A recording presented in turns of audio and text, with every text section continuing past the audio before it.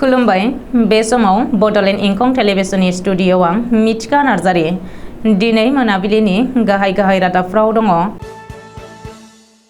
बर' बिजोंनि जेंनाखौ लानानै खानाफारायाव बर' थुनलाइ आफादा बर' दैदेनगिरिफोरजों सावरायदों। मिथिंगायारि अलखदनि थाखाय मिरु सोरखारा 8,000 कौटि रां गनायथि होबाय बुंदों जगेन महन। बिलासिपारा थानानि गासैबो पुलिसखौ साजायारि ट्रेन्सफार। फोरोंगिरिफ्रा थाखो खथा नागारनानै अम्बुबासि मेलानि खामानि मावनांगोन। आईएएस पवित्र काउन्टखौ बिटिआरनि प्रिन्सिपाल सेक्रेटारि काम सीईओ थिसनबाय। आसाम आरो मेघालयआव 14 जुननिफ्राय 17 जुनसिम रोजा अखा हागोन फोरमायदों बोथोर बिगियान।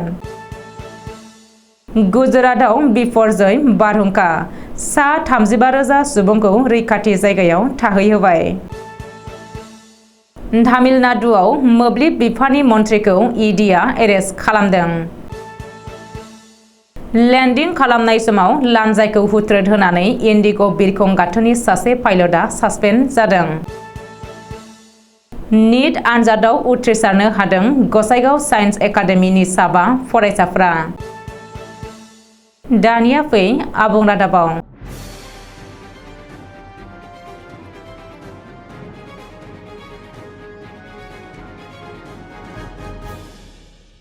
बर' बिजोंनि जेंनाफोर आरो आसाम सोरखारा बर' बिजोंनि थाखो 2आव सानखान्थि आरो बिगियान आयदाखौ इंराजिजों फोरोंनो थांखि लानायनि सायाव बर'नि माहारियारि आफादफोर आरो गुबुन आफादफोरनि बाहागो लानायजों मंगलबारखालि बिलिफाङाव खानाफारायाव थानाय बडोलेण्ड गेस्ट हाउसआव मोनसे गोजौ थाखोनि सावरायज्लायनाय जानानै थाङो। बर' थुनलाइ आफादनि आफादगिरि डक्टर सुरत नार्जारिया मासि दैदेननाय बे सावरायमेलाव आसाम आयेन आफादनि बुंथिगिरि बिश्वजित दैमारि, रायजो सभानि एमपि रोनगोरा नार्जारि, आसामनि केबिनेट मिनिस्टार उरखावगोरा ब्रह्म, बिटिआरनि गाहाय मावफुं सोद्रोमा प्रमद बर', बुंथिगिरि Katiram Boro', political adviser doctor बेरलाव खारजि, एमएलए जयन्त बसुमतारी, जिरन बसुमतारी, बिटिआरनि इएम डक्टर नीलुत स्वर्गियारी, बिकेडब्लिउएसिनि सोलोंथाइ बिफाननि इएम अनिल बसुमतारी, मावफुं सोद्रोमा फारियै प्रदीप स्वर्गियारी, महिपाल बर', दशरथ बर' आरो प्रणब बर' मोनहा बाहागो लायो। बे सावरायनायाव दुलाराय बर' फरायसा आफादनि लाथ' आफादगिरि खोरोमदाव औवारिनि दैदेननायाव बोसोनगिरि खुंख्रा गयारी, लोगो गाहाय नेहाथारि दिनेश ब्रह्म, बुंथिगिरि अबित नार्जारि, सुबुं फोनांजाब नेहाथारि बिरखां नार्जारि, सोमदोन ब्रह्म, सोलोंथाइ नेहाथारि सोमावसार बसुमतारी आरो थुनलाइ नेहाथारि मिनिस्रां ब्रह्ममोनाबो बाहागो लायो। सावरायनायाव बर' थुनलाइ आफादनिफ्राय फारियै बोसोनगिरि तरेन बर', लेङाइ आफादगिरि प्रसान्त बर', सीताराम बसुमतारी, नीलिमा बसुमतारी, गाहाय नेहाथारि नीलकान्त गयारी, नेहाथारि बिनय कुमार नार्जारि, सहेन्द्रनाथ बसुमतारी, डक्टर प्रणबज्योति नार्जारि आरो रांखान्थि नेहाथारि सतीश ब्रह्मआ बाहागो लायो। लोगोसेनो दुलाराय आसाम बर' गुदि फोरोंगिरि गौथुमनिफ्राय फारियै आफादगिरि मदन स्वर्गियारी, गाहाय नेहाथारि थानेश्वर ब्रह्म दैमारि आरो दुलाराय बर' हारिमु आफादनि आफादगिरि बिजेएल नेलसन दैमारिजों लोगोसे आफादनि बिबानगिरिमोनाबो बाहागो लादोंमोन। मिथिंगायारि अलखद एबा डिजेस्टार मेनेजमेन्टनि थाखाय मिरु सोरखारा 8,000 कौटि रां गनायथि होबाय। मोनथाम गाहाय मिथिंगायारि अलखद बिथांखिनि सिङाव मिरु सोरखारा 8,000 कौटि रांखौ गनायथि होदों। बे बाथ्राखौ बुंदों आसामनि रिभिनिउ आरो डिजेस्टार मेनेजमेन्ट बिफाननि मन्थ्रि जगेन महना। मख'नो गोनांदि मिरु नखर मन्थ्रि अमित शाहजों मोनसे जर'खा मेलाव बाहागो लानायनि उनावनो मिरु सोरखारा मिथिंगायारि अलखदनि थाखाय 8,000 कौटि रां गनायथि होदों होननानै मन्थ्रि जगेन महना मंगलबारखालि मोनसे खौरांगिरि मेल खुंनानै फोरमायदों। बबेखानि मिरु नखर मन्थ्रिया आसामाव मिथिंगायारि अलखद थासारिखौ होबथानो आरो बाङाइ खालामनो बेजों लोगोसे जायखिजाया खैफोद फैनायनि सिगांनो थियारि जाखानानै थानो थाखायबो सुबुरुन होदों होननानैबो मन्थ्रि जगेन महना खौरांगिरि मेलनि गेजेरजों फोरमायथिदों। रिपोर्ट बायदिब्ला मिरुनि नखर मन्त्रि अमित शाहनि दैदेननायाव खुंनाय गासैबो रायजो आरो मिरुजों खुंजानाय रायजोफोरनि डिजास्टार मेनेजमेन्ट बिफानजों सावरायनायाव हादरनाङै फायार सार्भिसखौ मडार्नाइजेसन खालामनो थाखाय 5,000 कौटि रां, हादरनि बांसिन सुबुं अनजिमा थानाय नोगोरमा ओनसोलफोराव दैबानाखौ होबथानो थाखाय 2,500 कौटि रां, गासै मोन 17 रायजो आरो मिरुजों खुंजानाय रायजोफोराव नेशनेल लेन्डस्लाइड रिस्क मिटिगेसन स्किमनि थाखाय 825 कौटि रां फोसावनाय जादों। मख'नो गोनांदि हादरनि गासै मोन 17 रायजोफोरा हा गिसिखानायनि खहा सुफुंनायनि थाखाय मिरु सरकारा 825 कौटि रां होदों होननानैबो अमित शाहआ रोखायै फोसावदों। जोबनायाव बिलासीपारा पुलिस थानानि गासैबो पुलिसखौनो ट्रेन्सफार खालामबाय। बिलासीपारा थानानि सा 50निबो बांसिन पुलिस जवानफोरखौ साजा महरै गुबुन जायगायाव ट्रेन्सफार खालामनाय जादों। असी ज्योतिर्मय गायनजों लोगोसे गासैबो एसआई, कन्स्टेबल, हमगार्डफोरखौ साजायारि ट्रेन्सफार खालामनाय जादों।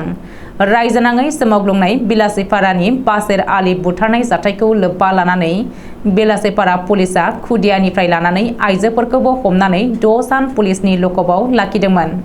ओरैहाय बिलासीपारा पुलिसनि बेबायदि हाबाखौ गुवाहाटी गोजौ बिजिरसालिया रागा जोंखांदों आरो गुवाहाटी गोजौ बिजिरसालिया बेनि फिननाय बिनायजों लोगोसे धुबरीनि एसपी अपर्णा नटराजनखौ साजायारि महरै ट्रेन्सफार खालामदोंमोन। बेनि उनाव बिलासीपारा थानानि असीजों लोगोसे गासैबो एसआई, कन्स्टेबल आरो हमगार्डखौ लानानै गासै सा 56 जवानफोरखौबो साजायारि ट्रेन्सफार खालामनाय जादों। मख'नो गोनांदि बासेर आलीखौ बुथारनाय जाथायनि सायाव सीआईडीनि नायबिजिरनाया सोलिगासिनो थानाय समावनो बिलासीपारा थानानि गासैबो पुलिसखौनो साजायारि ट्रेन्सफार खालामनाय जादों। अम्बुबाची मेलाया फैगासिनो दङ। बेनि थाखाय नीलाचल हाजोआव एबा कामाख्या थानसालियाव गासैबो रोखोमनि लाहार-फाहार खालामनायाबो सोलिगासिनो दं। बेनि गेजेरावनो कामरुप नोगोरमा जिल्लानि आईएसआ जारि खालामनाय बिथोना बयखौबो सोमोनांहोदों। मख'नो गोनांदि फोरोंगिरिफोरा थाखो खथाखौ नागारनानै अम्बुबाचीनि खामानि मावनांगोन। अम्बुबाची मेलाखौ लोब्बा लानानै फैगौ 21 जुननिफ्राय 27 जुनसिम कामरुप नोगोरमा जिल्लानि गासैबो सोरखारि आरो बेसरकारि फरायसालिफोराव जायखिजाया आनजाद खुंनो मोननाय नङा होननानै आईएसआ नटिस जारि खालामनानै बिथोन होदोंमोन। बेनि उनाव 12 जुनखालि गासैबो फरायसालिनि प्रिन्सिपाल आरो गाहाय फोरोंगिरिनो आईएसआ दैथायहरनाय नटिसनि जोहै अम्बुबाची मेलायाव गुबुन गुबुन बिबान लानानै फोरोंगिरिफ्रा खामानि मावनांगोन होननानै बिथोन हरदों। रिपर्ट बायदिब्ला गुवाहाटी नोगोरमानि गं 31 फरायसालिफोराव आईएसआ बे नटिसखौ हरदों। नटिसआव बिथोन हरनाय बायदिब्ला हायार सेकेन्डारि स्कुलनिफ्राय 5 आरो गोजौ फरायसालिनिफ्राय 3 फोरोंगिरिफ्रा फैबाय थानाय अम्बुबाची मेलानि समाव गुबुन गुबुन बिबान लानानै खामानि मावनो नांगोन। ओरैहाय सोलोंथाइ बिफाननि बे बिथांखिनि हेंथायै माखासे थाखोआव गोख्रों सावरायनाय सोलिदों। बेजों लोगोसेनो मानो फरायसालिनि थाखो खथा बन्द खालामदों, आनजादफोरखौ मानो दोनथ'दों आरो फोरोंगिरिफोरखौ मानो गुबुन गुबुन खामानियाव बाहायो होननानै सोंथिफोर सिखांदों। आसामनि खुंथायाव सोलाय-सोल'। 3 गोजौ थाखोनि अफिसारफोरखौ सोलाय-सोल' खालामनानै गोदान बिबान होनाय जादों। मख'नो गोनांदि बिटिआरनि प्रिन्सिपाल सेक्रेटारिनि बिबानखौ गुबुन सासे आईएएस अफिसारनो होबाय। सुलुङाव फोरमायथिनाय बायदिब्ला आसाम सोरखारनि पार्सनेल डिपार्टमेन्टआ 13 जुनखालि फोसावनाय नटिफिकेशनाव फोरमायनाय बायदिब्ला आईएएस अफिसार पवित्र राम काउनखौ बिटिआरनि प्रिन्सिपाल सेक्रेटारि काम चिफ एक्जिकिउटिभ अफिसार महरै थिसननाय जाबाय। मख'नो गोनांदि पवित्र राम काउनआ आसाम सोरखारनि इरिगेसन बिफाननि secretary, housing and urban affairs बिफाननि एडिशनेल सेक्रेटारि आरो उदालगुरि जिल्लानि स्टेट प्रपार्टी अफिसार महरै सिबिथाय होगासिनो दङमोन। नाथाय दा बिटिआरनि प्रिन्सिपाल सेक्रेटारि काम सीईओ महरै क'क्राझाराव फैबाय। बेबायदिनो आसाम सोरखारनि एनिमेल हासबेन्डारि एन्ड भेटेनारि बिफाननि सेक्रेटारि आरो डाइरेक्टर आईएएस इन्दिरा कलिताखौ बिबाननिफ्राय बोखारनाय जाबाय आरो बेनि जायगायाव आसाम सोरखारनि joint secretary IAS Jafir Rahul सुरेशखौ एनिमेल हासबेन्डारि एन्ड भेटेनारि बिफाननि जइन्ट सेक्रेटारि आरो डाइरेक्टर इनचार्ज महरै ट्रेन्सफार खालामबाय होननानै मिथिनो हादों। भारतनि बोथोर बिगियान एबा आईएमडीआ मिथिहोनाय बायदिब्ला दिनै 14 जुन बुधबारनिफ्राय जागायजेननानै फैगौ 19 जुनसिमहालागै जोबोद रोजा अखा हागोन। बेनिखायनो बोथोर बिगियान बिफाना आसाम आरो मेघालयआव येल' एलार्ट हिसाबै फोसावदों। बोथोर बिगियाननि हमदांनाय बायदिब्ला 115.5 मिलिमिटारनिफ्राय 224.5 मिलिमिटारसिमहालागै रोजा अखा हानो हागौ। बेनिखायनो गोबां बिथिङाव गोमो सांग्रांथि होदों रायजो राजाफोरखौ। लामा सामायाव गारि मटर सालायोब्ला लासै लासै सालायनो बोसोन होदों।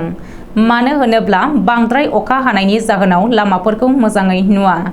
बेनि अनगायैबो आबादारिफोरनि आबादफोरखौ गोबां खहा खालामलांनो हागौ। लोगोसे हाब्रां गिसिखानाय एबा हा खुरखानायफ्रा बांनो हागौ होननानै बोथोर बिगियाना अनुमान खालामदों। बेनि अनगायैबो रोजा अखाजों लोगोसे बज्र गावनाय एबा सारअन्थाइ गोग्लैनोबो हागौ होननानै बयखौबो सांग्रांथि होदों। गुजरातनि लैथो रुगुङाव थानाय सुबुंफोरखौ बिपरजय अखा आरो बारहुंखानिफ्राय रैखा मोनहोनो थाखाय NDRF आरो SDRFनि जवानफोरा गासै सा 35,000 सुबुंखौ गावबा गावनि न' नागारनानै रैखाथि जायगायाव रिलिफ थाहैनो होबाय। मानो होनोब्ला लैथोनि बारहुंखा बिपरजया जायखिजाया समावनो लैथोनि दैखौ गोब्राबै बुसावहोयोब्ला गोबां खहा जानांनो हागौ। लोगोसे रेल बिफानाबो गासै 100निबो बांसिन हान्थियारि ट्रेन खारनायफोरखौ फैगौ 17 जुनहालागै बन्द खालामथ'बाय। मख'नो गोनांदि खोला भारतनिफ्राय आरब लैथो सेर सेर 150 किल'मिटार गोख्रैजों फैयै फैयै आथिखालाव लैथोनि बारहुंखा बिपरजया गुजरातनि परबन्दर आरो जामनगर आरो खास ओनसोलाव हाबफैबाय। लोगोसे पाकिस्ताननि पेशावरावबो गोबां अखा आरो बारहुंखानि गाज्रि गोहोम गोग्लैदों। मंगलबारखालि फुंनि समाव गुजरातनि गोबां ओनसोलाव गोबां अखा आरो बारहुंखा बारनायजों गोबां हालाय-हाफाय जानांदों होननानै सुलुङाव फोरमायदों। मख'नो गोनांदि खोला भारतनि केरेला, तामिलनाडु, कर्नाटक आरो महाराष्ट्रआव लैथोनि बारहुंखा बिपरजया जोबोद गोख्रैथिजों बारलांबाय। तामिलनाडुआव इनफर्समेन्ट डाइरेक्टरा मोब्लिब बिफाननि मन्थ्रि भि सेन्थिल बालाजीखौ जाख्ल'नायनि दायाव एरेस्ट खालामदों। बुधबारखालि फुंनि समाव गावनि चेन्नाईआव थानाय न'निफ्राय एरेस्ट खालामदों। इडिनि सुलुङाव फोरमायनाय बायदिब्ला मन्थ्रि भि सेन्थिल बालाजीखौ हरनि 2 रिंगायाव गासै 3 घन्टा जेरा खालामदों आरो सेबदोंमोन। बेनि उनाव फुंनि 5 रिंगायाव मन्थ्रि भि सेन्थिल बालाजीखौ एरेस्ट खालामदों। लोगो लोगोनो इडिआ चेन्नाईनि सोरखारि सुपार स्पेशलिटी हस्पिटालाव मेडिकेल चेकआप खालामहैदोंमोन। नाथाय हस्पिटालाव सौहैनानै भि सेन्थिल बालाजीनि देहायारि हालोदा गाज्रि जानायलाय देहा फाहामथायनि थाखाय एडमिट खालामनांदों। आथिखालाव हस्पिटालाव मिरुनि पेरामिलिटारिनि नोजोराव दोननाय जादों होननानै मिथिहोदों। दिल्ली इन्दिरा गान्धी इन्टारनेशनेल बिरखं गाथोनाव थांनाय रबिबारखालि A321-252NX एयारक्राफ्ट VI IMG इन्डिग' बिरखं 6E6183 नम्बरनि कलकातानिफ्राय दिल्लीसिम फैनानै बिरखं गाथोनाव बाख्लायनाय समाव उननि लान्जायखौ 27 नं रानवेयाव हुथ्रोद होनानै बिरखंनि पाइलटआ सासपेन्ड जानांदों। DGCAनि रिपर्ट बायदिब्ला इन्दिरा गान्धी इन्टारनेशनेल बिरखं गाथोननि 27 नं रानवेया हुथ्रोद जानानै जोबोद गाज्रियै डेमेज जादों। बेनि अनगायैबो 6E6183 इन्डिग' बिरखंनि उननि लान्जाया जोबोद गाज्रि डेमेज जादोंमोन। अब्लाबो नाथाय बिरखंआव थानाय हान्थियारिफ्रा रावबो जेबो जायाखैसै होननानै मिथिहोदों। अब्लाबो नाथाय इन्डिग' बिरखं कम्पानिया नायबिजिरनायनि थाखाय पाइलटखौ सासपेन्ड खालामबाय होननानै मिथिहोदों। नेशनेल एलिजिबिलिटि काम एन्ट्रेन्स टेस्ट आनजादाव उथ्रिसारनो हादों गसाइगाव सोहोराव नांजाबनाय गसाइगाव साइन्स एकाडेमिनि 5 गुनगोनां फरायसाफोरा। उथ्रिसारनाय फरायसा महरै शफिकुल इस्लाम, राहुल राय, मिलन उपाध्याय, शहीदुल इस्लाम आरो आफजाल आली मुंनि फरायसाफ्रा नीटखौ उथ्रिसारनानै गोग्गानाय लाबोदों। गसाइगाव साइन्स एकाडेमि आरो गासै गसाइगाव ओनसोलनि थाखाय रंजानाय लाबोदों। गोरिब नखरनिफ्राय जोंखांबोनाय फरायसाफ्रा दिनै गसाइगाव साइन्स एकाडेमिनि फोरोंगिरिफोरनि थाखाय गौरव आरो मान लाबोदों आरो फरायसाफोरनि थाखाय थुलुंगा जानानै फैदों। दिनै मोनाबिलिनि रादाबा एसेनोसै। गोजोन्थों।